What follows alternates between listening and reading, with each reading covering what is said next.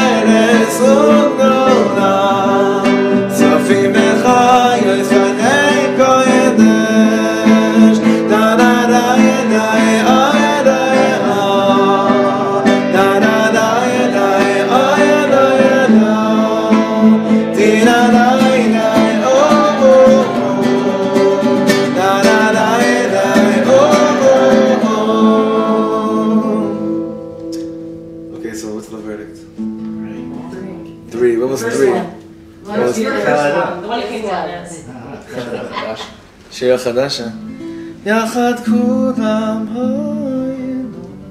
Could be. You know. And I like the second part of B'nai Beitcha. It sounds like V'tchanen. We sang it to those words, Mamash, today at the concert, right behind, right in front of these demolished houses. B'nai Beitcha kevatchila. It was amazing. You know, sometimes these nigunim take time to find the right words. L'havdil, not to compare. Any of my nigunim. Rabbi Shlomo had probably his most famous nigun in the world. One of his most famous nigunim in the world started off to different words. Well, that too, but and there's many of them. But one of them is like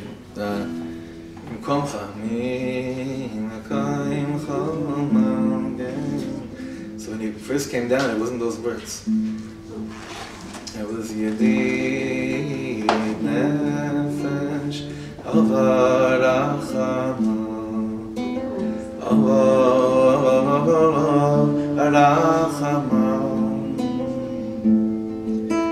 Mesholich avdecha el tzaynecha evel tzaynecha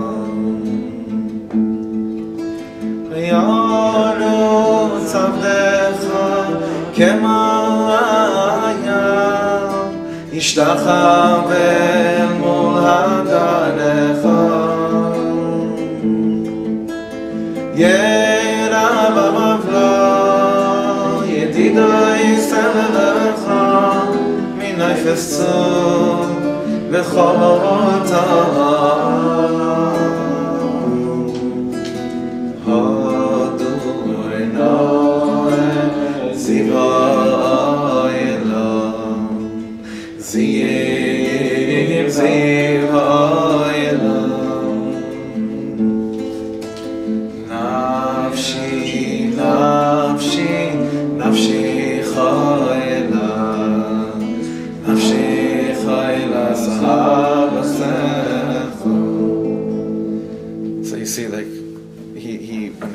It came down to those words, and he also sang it to him right away, and he wasn't sure when he first came down, but it went to where it went to. Anyway, shekoach. All right, friends, we have very excited about tonight's learning. I really am. It's been a great few weeks, very strong few weeks. Shalom Aleichem to all the students online and all of you that are on Web Yeshiva as well. There's so much going on right now, and I'm trying to just put everything into just one. But so first, just to put it out there that we're continuing to learn for the refuah shlema of the Tinoket Zahava Rivka Bat Chaya, and for Chaim Simcha ben Gidel Esther Leah, Meir Shalom ben Esther for their refuah shlema, for the refuah shlema of Michal Moshe Ze'ev ben Yehudi, Shoshana Rissa Bas Ahuva, Alter Baruch ben Sarah, Nathan Daniel ben Malka, Binyamin Nachman Mordechai ben Ilana, and all Shar HaCholim that should have a complete, immediate refuah shlema, continuing to learn Leilui Nishmas, Stuvi's Abba, the Chazan HaGodol, Rabbi Eliezer ben Eliyahu Aryeh, and for my friend Nadir's parents as well. Hefsiba. Oh, and Chevtziba's name, which I still did not. Chevtziba Bat Zahava. I kind of put my money on the fact that she probably has another at least 4 names. Yeah. Oh, wow. But yeah, for sure. So, I want to ask a question out there. We're going to have a little bit different style of learning tonight.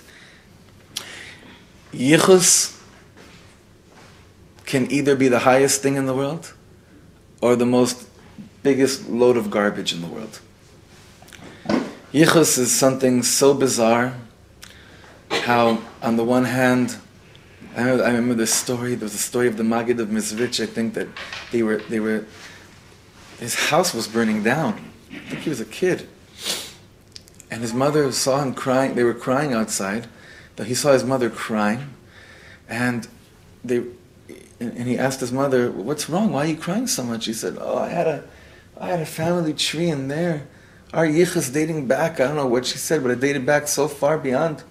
He said, "Well, why are you crying so much? I'm going to start a new tree right now, and we'll continue this. And it'll be a new tree starting from right now." Meaning, what's yichus? And how do you say yichus in Hebrew? In English, lineage. What's lineage? Tachlis, what is it?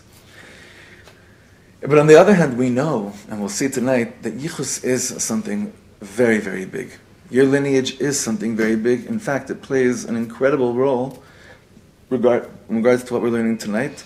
As we begin learning, really my favorite sefer out of, you're not supposed to have a favorite sefer, it's a favorite parsha, but I do, and it's Sefer Bamidbar. Because Sefer Bamidbar, this is like Rabbi Shlomo would call this the book of mistakes. Sefer Bamidbar is so filled with you and I, like mamash more than ever. Especially after a lot of Parshias in Vayikra, where it was kind of hard to find a lot of personal interaction, or a lot of personal excitement. Comes Sefer Bamidbar, and not exactly in Parsha Bamidbar, but really from Naso on, parts in Naso, Balos, Shlach, Korach, Chukas, Balak, Pinchas, Matos, Masi.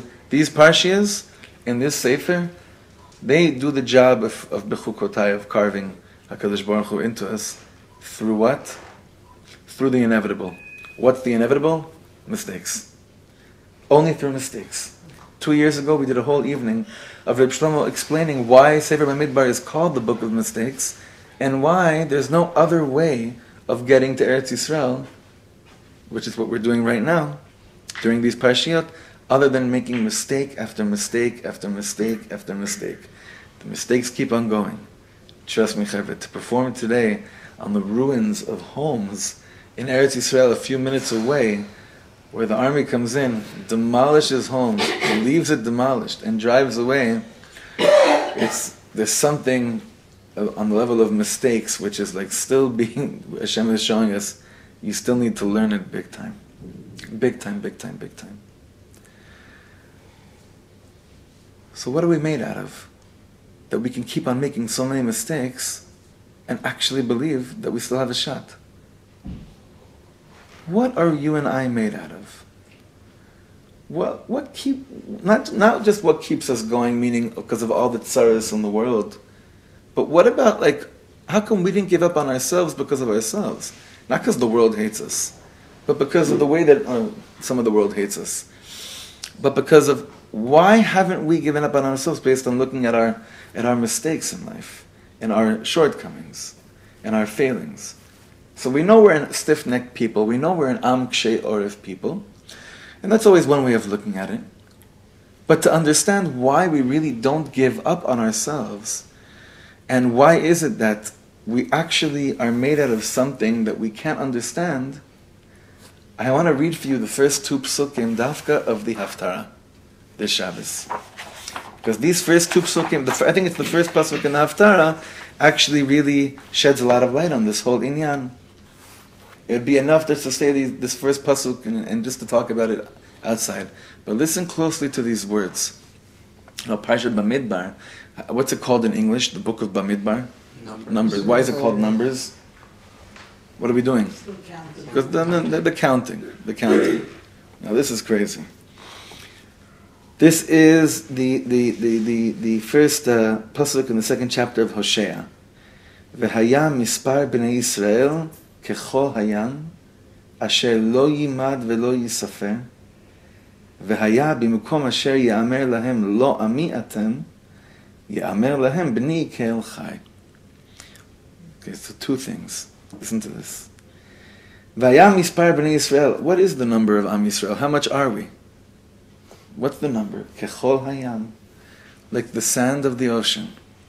Asher lo yimad velo yisafer, which cannot be counted. What's our number? A non-number. Vayam yispar. To me, the pasuk says, and this is the number of Am Yisrael. Oh, by the way, it can't be counted. That's your number, the number which can't be counted. And what's next? V'haya b'mukom asher ya'amer lahem lo ami atem. And when you're told in the world, you're not my people, you're not my children, ya'amer lahem b'ni ke'el chai. It'll be told to you, it'll be clear to you, you are the son of God. So 2 very deep things here, but I want to focus on the first thing. If there's no number, if we can't be counted, because it's too beyond, then why in the world does the pasuk start talking about a certain number? Finite, like a certain number, means something's finite. Asher lo yimad velo yisafer, that can't be counted, is infinite. You remember in 1979 there was a famous interview that Rabbi Shlomo did, where he was asked, how many songs have you written until now? Now, even if he kind of had a number by then, he wouldn't give the guy a number. Because he said, listen, when you put a number on something, you finite it. You're saying it's this much, it's this amount. Like, all those like Borough Park Bubbies. How many eniklach do you have? Right. So where is that coming from? Is because there is a number, but if we put numbers on things, it's as if there's a certain, there's a quality which equals the quantity, which can't be. It's not like that. Now, Rabbi Shlomo teaches in many places, and I saw one place a very beautiful thing. Maybe we'll do it next year because tonight we have to do something very important. Is that each of us struggle with the fact that we're finite beings with an infinite neshama. I want everything to be infinite. I want my life to be infinite. I want to be in a million places at once. I want to connect to as many people as possible, but really, who could I connect to? Whoever is next to me in the moment. Like, we have an issue, we have a problem. This is exactly our pasuk. Vayam mispar b'nei Yisrael. Who am I? What am I about? Kechol hayam. Oh, you're like the sand of the ocean, of the sea. Asher lo yimad v'lo yisafer. You can't be counted. You're much bigger than all of this. But you're still a mispar, meaning you're still a number. You're in this world. And all of our struggles is whenever we forget that we're finite. We don't forget that we're infinite. And this is please make a point of this. We don't forget. What do we forget all the time? When things don't go for us, or we our heads knock against the wall. What is it? Why don't I get through things in life that I thought I probably would be able to? Because what am I forgetting? That I'm a human being that's created in order to make a lot of mistakes while he does a lot of beautiful things in the world. But my neshama and my body, my inner being, is through this internal war all the time between finite and infinite. What am I? Am I finite or am I infinite? And why do I always think that I'm me'al hateva? Why do I always think that I'm actually above and beyond nature?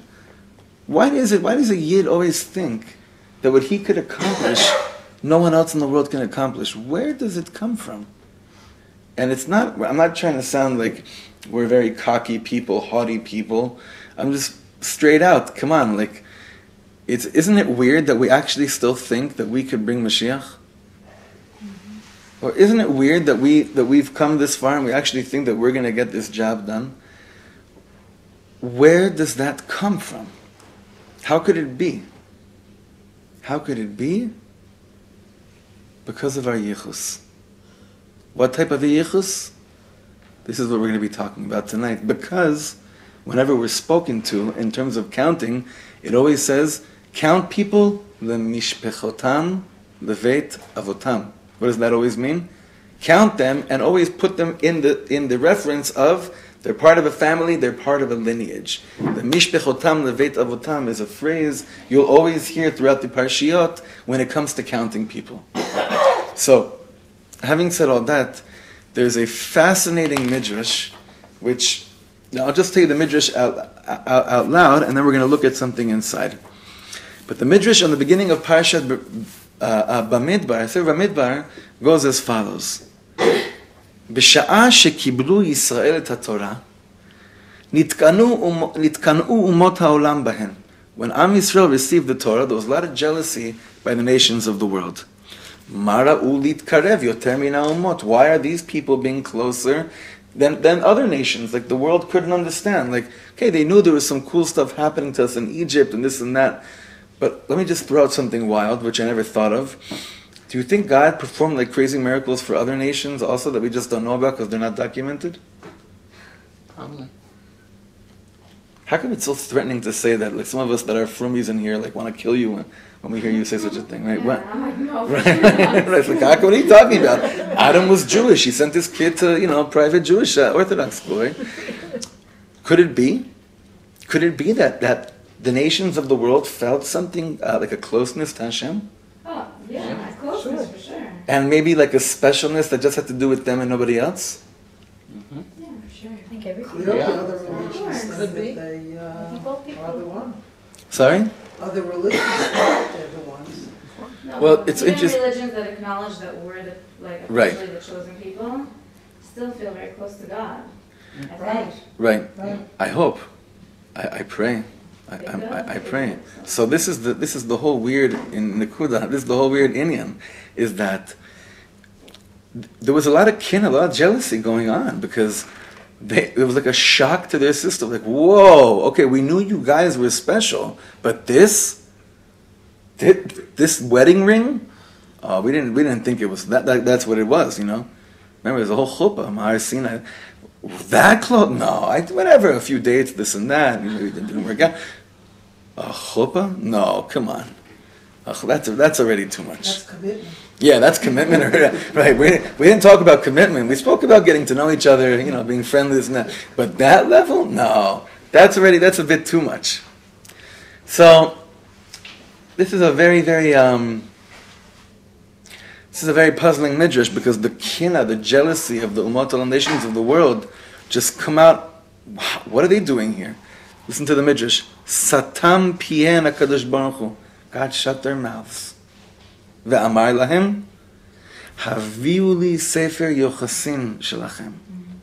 Bring me your book of lineage. He told each nation, bring me where you came from. Let's see who you came from. Keshem shebanai mevi'in. Just like my children, Am Yisrael, they came here knowing where they're from. They had their sefer yochasin. They knew their yichus, they had their lineage, they knew where they were coming from. And apparently when the Midrash continues, and we understand that after they were told, bring me your book of lineage, it was done. The ballgame was done. Why? Because something became clear about what Am Yisrael is made out of. Now, we don't really understand what we're made out of. We know we're very special. But it always takes us to be crunched against a corner, against a brick wall, in order to truly understand what we're made out of. But until I understand what I'm made out of, I kind of give all the answers in the world. Well, God has this whole business with me. It's much bigger than I can understand. It's not so important. I just have to know Am Yisrael Chai, Oda Vinu Chai. They killed 6 million. It's all going to be good because after 6 million, something big has to happen after that. And it's so much deeper than that. It's so much infinitely deeper than that. It's like, we need to know, in order for us today to understand why we keep on going, not just like, okay, I see I'm still going in life. And as Am Yisrael, I still have this, I still feel like I have a chance. But comes Parshat Bamidbar, and we understand, let's understand why. What is it about my Sefer Yochsin, about my book of lineage, which is so fundamental? What is it about my Sefer Yichus? And why did every nation of the world kind of back off when God told them, okay, you think they don't belong here at Mount Sinai receiving the Torah? Show me what you guys are made out of. Show me where you came from. Show me the story of your fathers and mothers. And after God said that to them, the game was over. So Reb Tzadok HaKohen of Lublin does such a beautiful job in explaining what happened to us when we looked into our Sefer Yochasin, when we looked into the book of our lineage. Because when we looked into the book of our lineage, we stood confidently and were able to say 2 words which have kept us alive. What are the 2 words? Na'aseh v'nishma. We will do, and then we will hear and listen. Where did we have the koach to say those 2 words? By looking into our Sefer Yochasin, by looking into the book of our lineage. What's in the book of our lineage that would make us say such, 2 very, very nerve-wracking words? Da me'ayin bata, lanet haolech. Da me'ayin bata, know where you're coming from. So Reb Tzadok HaKohen tonight is going to explain to us what we saw when we looked into our Sefer Yochasin, and why next 2 weeks when we celebrate Shavuos, we could celebrate it with utmost conviction, simcha, and bitachon. But this is all coming from the fact that we are a people who have a number which can't be counted, and people, like the Haftarah says, that if anyone tells us, you guys aren't really part of God, when we look at our Sefer Yochasin, when we remember what we were made out of and who we came from, there's no telling any Yid ever, you're not a son of HaKadosh Baruch Hu. Never. Why? It's like, you all tell me right now, what do you mean why? It's clear. God revealed himself to Abraham, and guess what? It's even deeper than all that. It's even deeper than all the pshat that we learned in the Torah. The reason why this binding that we have with HaKadosh Baruch Hu takes place, it's even deeper than anything we thought of. So, it's going to be a little bit different tonight. Don't worry, don't be startled with this Hebrew. pass this around, please. I'm going to go, we're starting from the second, where it says Reb Tzadok HaKohen of Lublin. This is based on one of his teachings in a famous book of his called Divrei Sofrim. And Reb Tzadok has many, many books. He has many Sfarim. And tonight, we're going to be looking into how he understands what the book of our lineage is all about. David,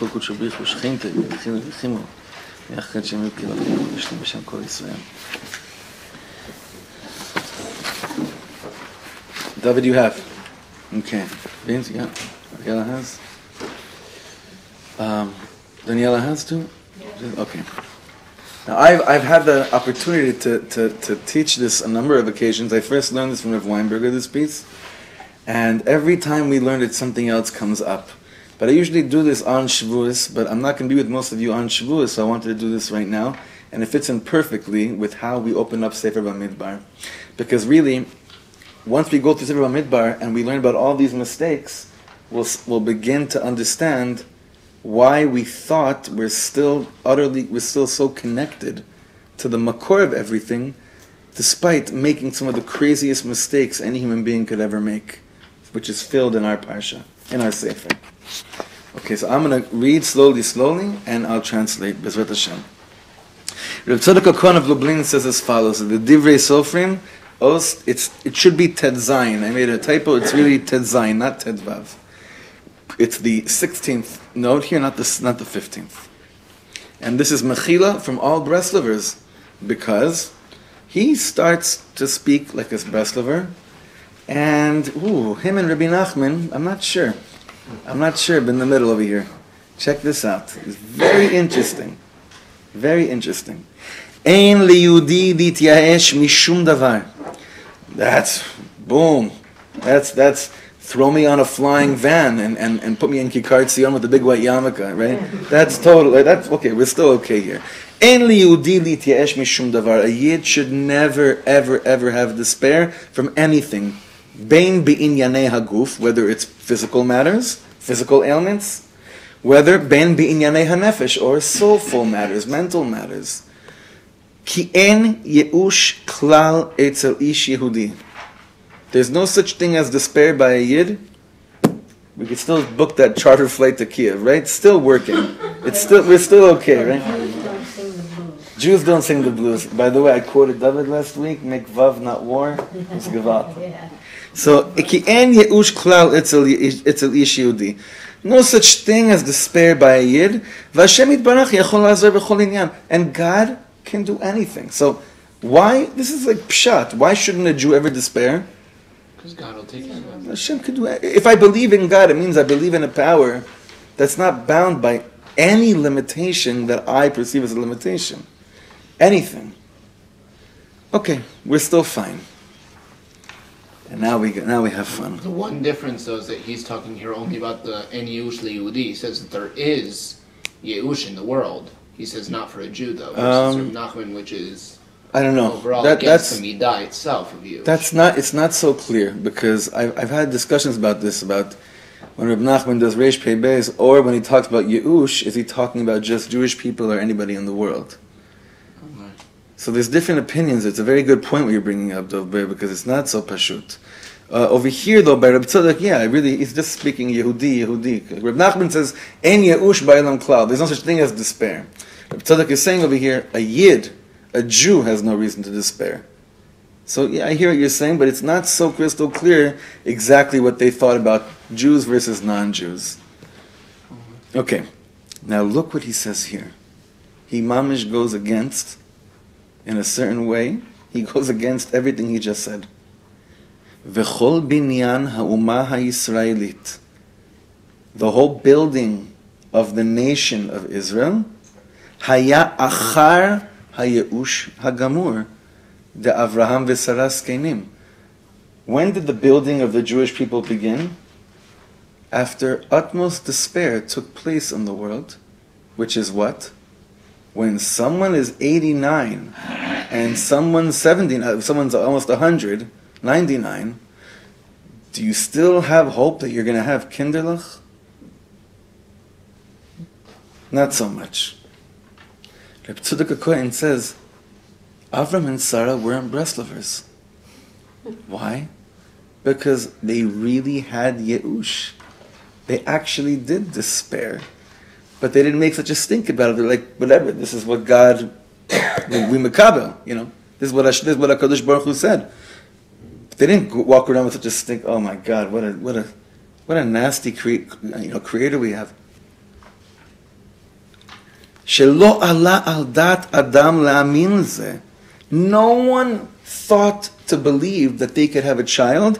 Va'afilu achar haftachat amalach. Even after the malach, the angel came and promised what he had promised. Right? How do we know, by the way, that Sarah really was in despair? That she didn't believe it could ever happen, and she just was in despair. And that she wasn't a breast lover. How do we know that? What was her response? She cracked up. V'sarah hatzadeket.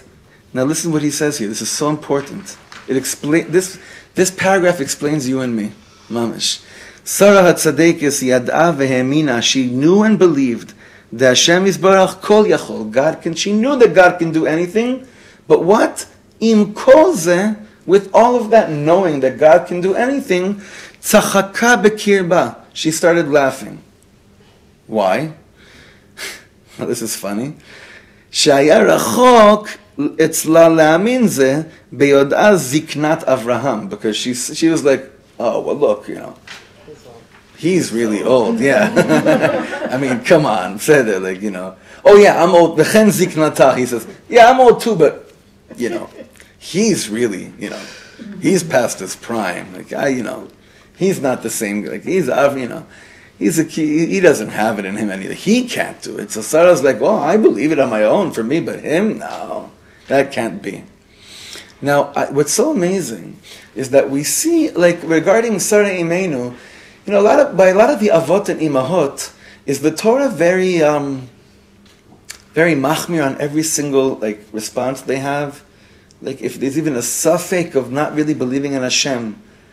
Is the Torah very machmir on our avot and imahot? Yes. How do we know this? Avram Avinu asks a question which brought a lot of gullus into the world. Bameh eda ki irashena. When Hashem shows him Eretz Yisrael, he says, how will I know that I will actually inherit this? Right? And he just asked the question. And it's like Chazal go nuts with it. What do you mean you asked the question? God told you it's his years. What are you asking questions about this, right? So Sarah Imenu is told that she's going to have a child, and what's her response? She laughs. How does the Torah deal with that? How does God deal with her despair? With her laughing? What do you think? The son's named after her response. Yitzchak means what Sarah did. Right? But how does the Torah relate to Sarah's how is she perceived after that laugh, after that recognition of despair? It's very weird. It's very odd, because you'd think that just like Avram Avinu got mamish, he got a big zetz for asking the question the way he asked, you'd think Sarah also, what are you saying? How could you say such a thing? It's a very interesting thing over here that Sarah doesn't get clapped for laughing. Well, I heard once, I forgot which Rabbi said it, but that's Dafka, her onish was Ishmael, where he did the Veitzachakua Eladim. Oh, that's interesting. That was the punishment for her. The fighting, that because she did the tzchok, which brought Yitzchak in, bringing Yitzchak into the world through the laughter. So the perud in the sons of Abraham, which in the end brought all the hatred that we see today with our holy neighbors. What are you talking about? Ishmael. Okay. Yeah. So that was because of the Yitzchak Sarah. That's what caused the. So meaning it didn't happen to her anything physically, but when her two sons. It has a cause. Right. It has a cause. Everything has a cause. Right. So what? But why is it that we don't see something crazy by Sarah Imenu, some kind of clear pshat punishment in the Torah? So what's that, David? I never ever think. I never thought until now. Why is struggle seems being a negative thing? No. This is not negative. No, I'm saying when not serious, maybe. So they're saying Sarah last year, not be like a baby. Maybe it was a stroke of a happy kind of. don't know. But she I wasn't. want to turn it around somehow. She wasn't having Yush. She was just surrendering to Hashem. Like. Well, that's against Rav Tzadok's. Rav Tzadok understands this at Yush. Maybe her punishment was the Akedah. But your question, why wasn't she put down by doing? Maybe she. Maybe it wasn't tzchok. Well, no, these are good things to bring up. I'm not saying yes or no to anyone here. I'm trying to show Rav Tzadok's angle, because it's a very beautiful angle. It could be, but Shendel's right. Like, she's not. It's not clearly like you laughed at God. What a chutzpah! What kind of chutzpah is this? That's not how we look at this, because there is something very, very deep in the way that HaKadosh Baruch Hu mapped out this whole way of starting the Jewish people. It had to be like this for a certain reason. Okay, now look what he says.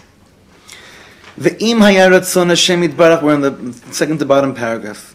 Ve'im haya ratzon Hashem yitbarach lefokdam, if God wanted to have her conceive, haya pokdam mikodem, he would have, what? He would have given to her a child at a much earlier stage in life. Why? Now this is an important klal. This is an important rule, not a rule, but like a general notion we have in Yiddishkeit. Dilema'et benes adif velo avid nisa b'makom she'en tzarich. When God doesn't need to perform a miracle, it's much better that He doesn't perform a miracle. Why? Because what is our whole relationship with God? What is it supposed to cause? Trust and faith, right? How much trust and faith do I need in God when He splits the sea open in front of me? When God does a big miracle, for God it's like, oh, okay, so now you're with me. That's nice, but what about when I didn't have to change all of nature, What about when it was just like you woke up in the morning and you breathed and you didn't see me there, but, when you saw a suffocating child, chas v'shalom, in the last second, should never know these things, they got something out of their chest. Oh, then it's Hashem, right? So, that's why he says, Dilema'et benes adifa. It's always better for God to not have to use miracles in order to what? In order to establish a kesher. In order to, make us feel close to Him. Okay? Now look what he says here. So therefore, it would have been better if what? To establish closeness to Avram and Sarah, just, give him a child when she was younger. Well, what's this whole miracle? Sorry, when he was younger, right? Not Sarah. Right? She could give her 180. She still could have. Aval be'emes, Reb Tzadok says, but truthfully, me'eis Hashem azos. This was from God. Now look at the next few words. These are so important. What was from God? Sheyeh binyan ha'uma dafka achar hayeush hagamor. God had us Jews begin our lineage from a place which comes after complete despair.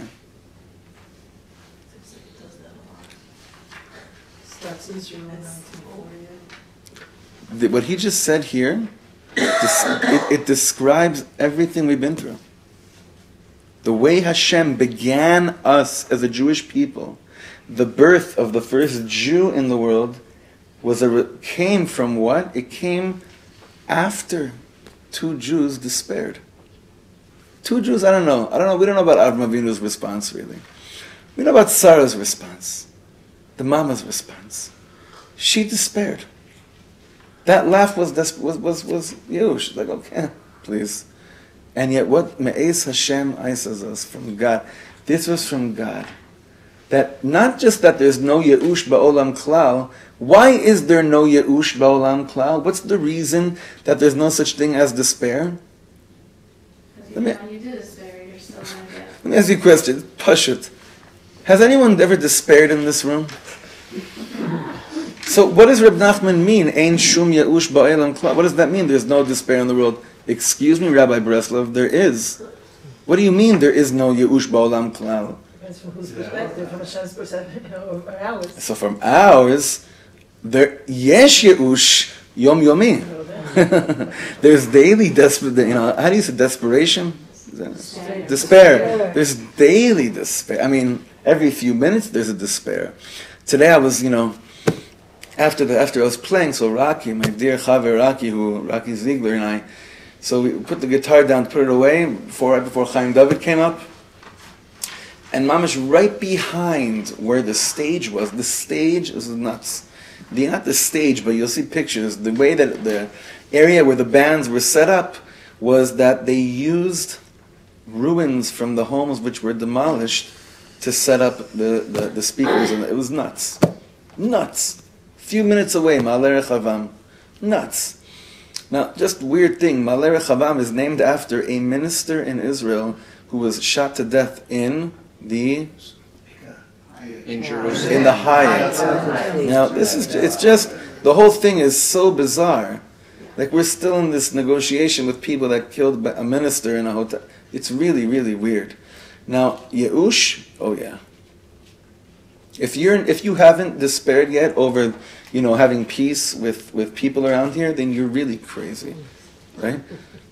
But Reb Tzadok Yekun is saying something crazy here. He's saying, is there Yeush in this world? 1,000,000 times over. But look at your lives. The fact that you still wake up and think that something good can happen shows that Reb Nachman was right. And by the way, I heard Rav Steinsaltz say that in Kotsk, they had Likutei Marans in there all over Kotsk. And Reb Tzadok Yekun comes from Ishbitz. Ishbitz is by Kotsk. So they knew of Rebbe. They knew very clearly of Rabbi Nachman and his whole approach. So, is there Yeush in this world? Well, people despair. We're mityashim over what? 1,000,000 different reasons. But there is no despair in this world. Why? Look at where you came from. Where'd you come from? What kind of people did you come from? The first person that was born Jewish was born after despair of the possibility of him ever being born. God planned it like this. That it wouldn't be that the first Jewish baby is born to, Abe and Sister Sarah, right? Avram and Sarah. Brother Abi and Sister Sarah get together, they have a nice honeymoon, and at the age of, 23, Baruch Hashem, it's a great age, they have a child, Yitzchak, and then we start this whole beautiful concept called Am Yisrael. Rabbi Shlomo says in Evan Shlomo and in other places that, the first Jewish boy had to be prayed out into the world. I can imagine how much Sarah was davening to have a child. It wasn't just that people get married and they have a child, like most people just get married and, why do you get married? Because that's what everyone does. Why do you have a child? I don't know, that's what people do anyway, so that's probably what I'm supposed to be doing. Rabbi Shlomo says that's not how the first Jewish boy was born. The first Jewish child was born out, he was prayed out into the world. But here we see something, I would say, even stronger. Because Rabbi Tzadok Yekun is saying the first physical Jew to be born into the world is proof that Reb Nachman is right. Why? Because Ein Yeush Ba'olam Klal. What's the proof? That you and I are still around today. That's A. B, look where we came from. This is where it comes from. This is exactly who we are, and this is exactly why we haven't given up. Not because it makes sense. No, you should really try hard, because at the end it'll make sense. How many things have we taken on because we thought, no, this time I'll really get it done, and yet we don't get it done?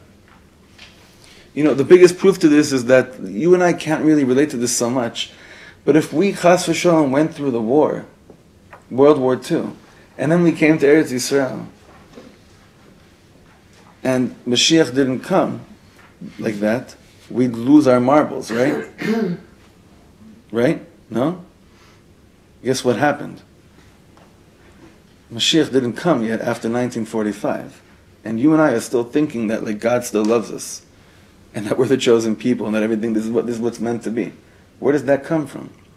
When I hear stories of survivors that lost either their own lives or their children's lives in 48 or in 67, I lose it at that moment. Those moments I lose it at, but why does that person still think that he has any shaykhus to God? So it's because of our Zaydi Yitzchak, because of our DNA. This is our Sefer Yuchsin. God told all the Umot HaOlam, go and bring your book of lineage. I want to see what you're made out of, Where'd you come from? And Yidden went, Jewish people went, and they brought their book of lineage, and they, not just that they showed God, that they reminded themselves, oh, we're going to say Nasa v'nishma, not because I think I can keep everything, but it's because I'm never, ever, ever, ever going to give up on the fact that you believe in me, God. Because otherwise you wouldn't give me the Torah, and otherwise you wouldn't give my great-grandparents a child at such an old age if you didn't believe that something so humongous is supposed to come out of such a birth. God doesn't tease like that. God doesn't give us great things thinking there's no chance in the world for you to ever master or understand what I just gave you. You know, you meet a lot of people that are truly very, very gifted. You know, this morning, these two very sweet girls from a high school in a place called Malel Levona came over today to, they're doing this movie, this documentary about the personality of Rabbi Yitzchak Ginsburg and different ages of some of his students. Not that I can consider myself to be one of his students, but I've been spending time with him the last few years. And so one of the questions they asked me was, you know, can you explain what it is that blows you away the most by such a personality like Rabbi Yitzchak Ginsburg? I said, well, you know, there are many, many geniuses in the world. God gives us incredible minds, incredible intellect, right? Incredible stuff. But rare are those people who are able to really believe in what God gave them and use it in such a way of utmost power and transformation. And when I look at him, I'm like, this is a person who understood that God graced him with incredible, powerful, deep intellect. And that it's possible to look at what God gave you and sanctify it. Because you believe that God knows what he was doing. So when we look at our book of Lineage, what happened to us? We believed that God knew what he was doing when he created us as a nation by giving Avram and Sarah a baby at such an old age. And same thing right now, that by receiving the Torah, God knows what he's doing. And when you receive the Torah by not just, I don't know if I can do it, you're like, oh, if he's giving it, he knows what he's doing. He knows that I'll never be mityaesh. He knows that I'll keep on fumbling over and over again, but I'm created out of, whenever I need to just like get back into shape, I look at where I came from. Dame ayin bata, I know where I came from. I came from a birth which came after despair. This isn't my DNA. There's nothing I can do about it. It's what I'm made out of. It's what I'm composed of. So stop trying to figure things out. It's just who you are. It's who we are. Okay, so again, so I want to just finish this paragraph. Aval be'emes me'es Hashem ha'esazos sheyeh binyan ha'umah davka achar hayush hagamur. This is from God. The building of the nation should be after complete despair. Shelo ha'emin shum adam. No person believed. Vafilu Sarah. Even Sarah didn't believe shetipakedod. She didn't believe she could ever conceive. Ki zeh kol ha'adam ha'Yisraeli. This is what a Jew is all about. Leha'amin she'ein li'yityaesh klal. To believe that there's absolutely no essential reason to despair. Yes, I despair. Is there a reason to despair? Not when I look at my DNA. D'le'olam Hashem yisbarach yachol la'azor. Because God can always do anything. Vayipaleh me'Hashem davar. Is anything too wondrous for God? Ve'en lachkor b'chakirot. Lama asa Hashem kacha. Warning to all briskers out there. Mechila. They're big on chakiros with Gemara, but meaning like don't start investigating why God did like this or why God did like that. That has nothing to do with this whole operation here. And Reb Nachman warns us from getting too deep into Sifrei HaPilosofim, into the books of the philosophers. Because Reb Nachman says any person is able to enter that world, but not every person can come out. So Mamash Reb Nachman says this. Anyone can go inside and start reading these books. Very rarely is it possible for people to actually get out of that too. And here Tzadok ends so beautifully. And this is how it's going to be in the future. Like it says in Yeshaya, Mi he'emin lishmuatenu. Who's going to believe to what happened to us that we were redeemed, right? Because people, the world looks at us and like, you guys are still hanging around, Right. and we're like, and you're still writing about us in your front pages every day, Yeah. right? Right. What does that say? Right. You're shocked that we're still around. If it really wasn't such a big deal, it actually wouldn't lo yaziz lachem. Like it wouldn't bother you at all. It would have no effect on your life. Meanwhile, President Hussein and the Balkari, in America are trying to figure they can't give up on us. It just shows it, but it just proves. It just shows that they're also trying to figure out, why haven't you guys given up? Well, why are you asking me that? Why haven't you given up on trying to figure things out for us? It's so amazing. So look what he says here. V'chein amru. And then the Gemara in Sanhedrin says, now this is amazing. This is amazing. Look at these words. The Gemara in Sanhedrin, Daf Tzadik Zayin says, Ein ben David ba ad sheyityashu min ha-geula. Do you know when Mashiach is going to come? We don't believe in him anymore. When we don't believe he's actually going to come anymore. No, it's Gewalt. Why is it Gewalt? Did you say it's horrible when Sarah laughed when she was told that she's going to have a baby? No, but God is keeping us. Wait, but why? Wait, hold on. Why didn't you? Why? How come we don't... You know what happened. Related that part of the story. Oh, that part of the story you know. Achoti, that part of the story you knew, right?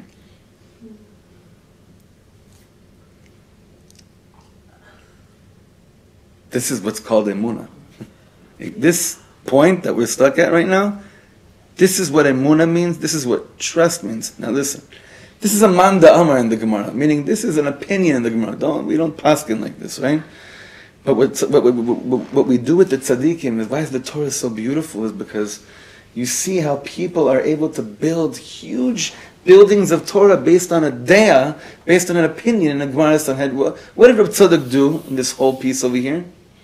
He took one man da'amar, one saying in the Gemara in Sanhedrin that says that Mashiach only comes once we despair, and he built a whole building on this. Right? But this building is a Gewalt building. Because it doesn't mean that we're going to be despair, that we think we're going to be here forever. I don't think that's what it means. Ad sheyityashu min ha-geula.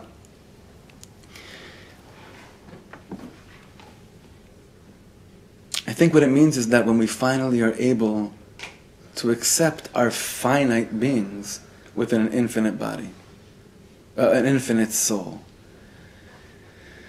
Because the latter is very hard for me to, like Danielle, you probably want to go home and cry now, because this is a very depressing statement that Mr. Hopeful, what do you want? but what is it like? So how do we make peace with this statement from the Gemara?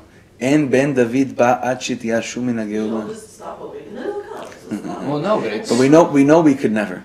Like on a conscious level, it's not like, okay, listen, the Gemara said that it's like this.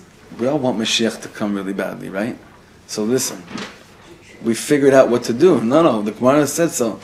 Let's really stop wanting him to come, and let's forget about the whole thing. Reverse psychology. Kind of, but that'll never happen, No, but it's like today with, if someone comes up to you and says that God just spoke to me, I just had nevuah, what would you do with him? I wouldn't We'd all invite throw him him. into an insane asylum. Right. 90% of the world would. Because we have a yeush from that. Right. It's not that we don't daven for nevuah to get nevuah. We daven every day for it, just like I'm sure that Sarah was still davening for a child. It's just because we're davening for Mashiach right now. If someone came right now and built a Beit HaMikdash and did Ve'alu Moshim B'Atzion Nishbot Tetari Sab, hopefully on Thursday. But if that actually happens, would you actually believe it or would you laugh? Rabbi Shlomo says when Mashiach came into the room right now, what do? We'd jump out the window. Exactly. I mean, we are Mityashim. Meaning, The Yush isn't the Yush Gamor. Right. It's Yush. There's no such thing as Yehush Gamor, but there is such a thing as Yehush. Very good. Exactly. Mashiach would come right now. Mashiach would be here, and the Yehush would still continue to take place. Why? Because we don't really believe that we're capable of living in a messianic world. It's too crazy for us. It's too big for what does that mean? Like usually that always means, I remember, I just realized how old I am. I can't believe this. I'll tell you why. I can't believe I'm getting so depressed right now. Listen. Because I remember saying this sentence. But you'll know what year it was based on the way I said it. I don't know how many years ago. You're turning red. But I said like this. I said like this. Most of us we envision Mashiach coming, and what do we first of all think about? What? I won't have dial-up AOL anymore? Those are the words I said. What is dial-up? Yeah. I started young. Yeah. I started young. It was an Israelite retreat in Connecticut many, many years ago. I was teaching on an Israelite retreat in Connecticut. Anyway, most of us imagine Mashiach now, and we might have to come to peace with, I don't know, I might not be able to check my news feed on Facebook, right?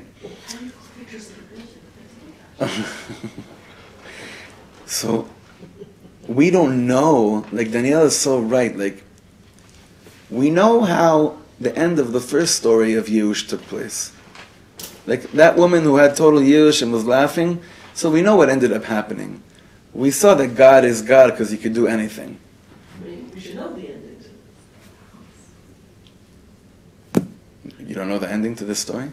Yeah, it would happen in Iraq. Do you know that Tiferet asked me, I told Bina, you know what Tiferet asked me yesterday morning? Mamish. Sitting right here, I don't know where this came from. But like I've been having these conversations with my friends that our children are asking us questions that we can't pretend that we know how to answer them. Like Bina with the fire and, Efrat. But Tiferet looked at me yesterday and she said, Abba, is this a dream?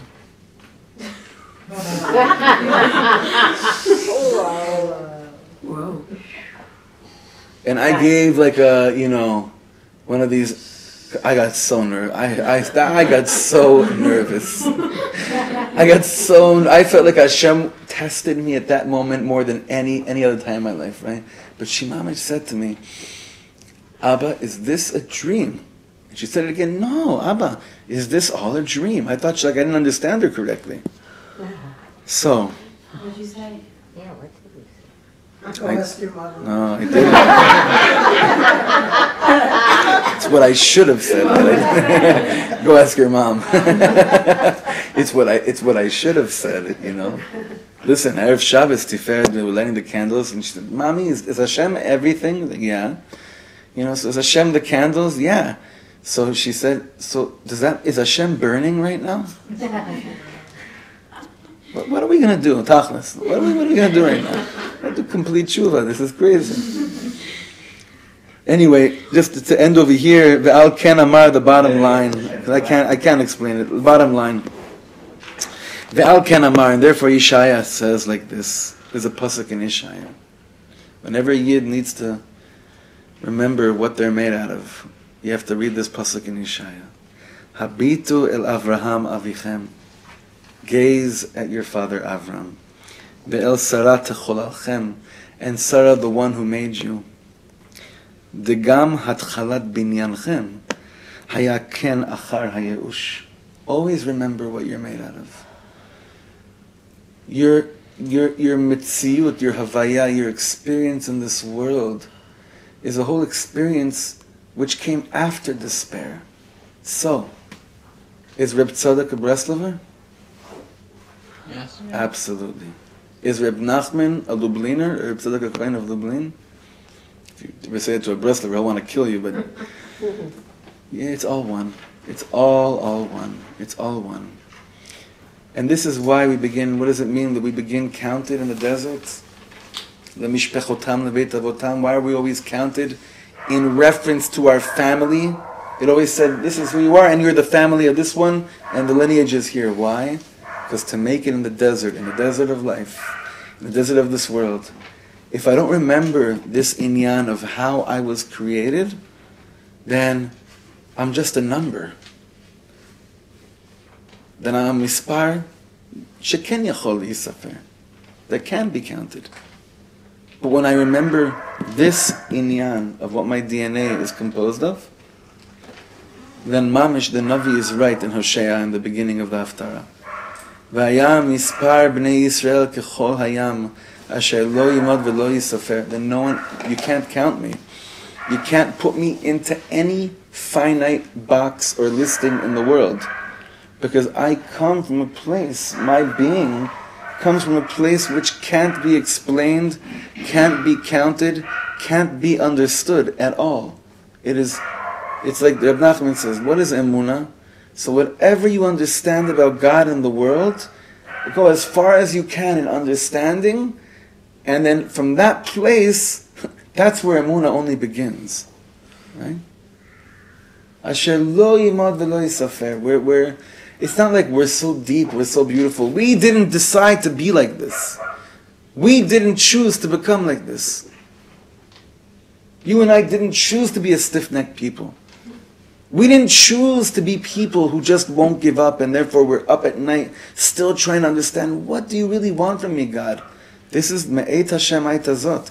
This is the way Hashem began the binyan of the Ummah Yisraelit, the building of the Jewish people. And this is our hachana for Shavuos. This is how we get ready for Shavuos. Because this is every year in Shavuos, we have a chance to look at our own Sefer Yochsin, our book of Lineage, and again remember what we're made out of.